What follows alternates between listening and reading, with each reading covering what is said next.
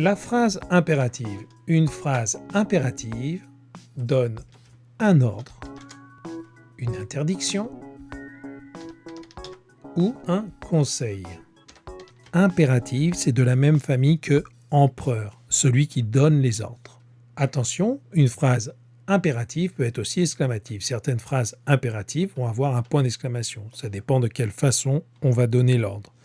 Si on te dit « va te laver les dents », on mettra un point, c'est dit gentiment. Si c'est un peu plus franc, parce que c'est la troisième fois qu'on te le demande, on mettra le point d'exclamation « va te laver les dents ».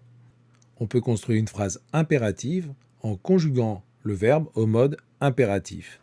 Alors tu trouveras des modèles de conjugaison au mode impératif dans ton livret jaune. Alors, en général, pour trouver la forme impérative, on prend la forme au présent de l'indicatif et on enlève le pronom sujet. Par exemple, vous mangez une pomme, mangez une pomme. Nous nageons dans l'océan, nageons dans l'océan. Tu prends un taxi, prends un taxi.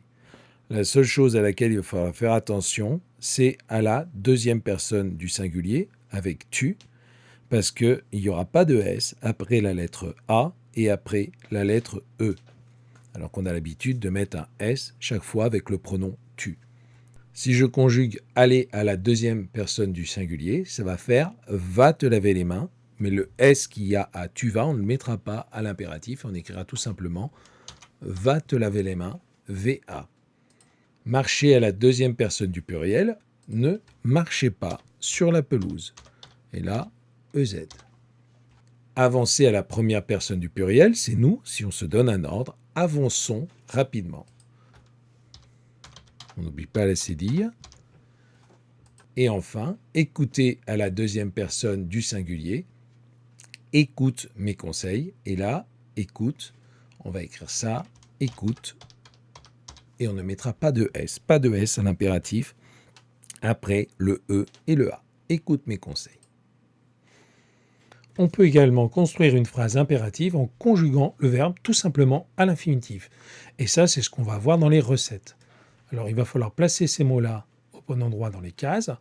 Eh bien, les blancs jaunes, qu'est-ce qu'on fait? On les sépare.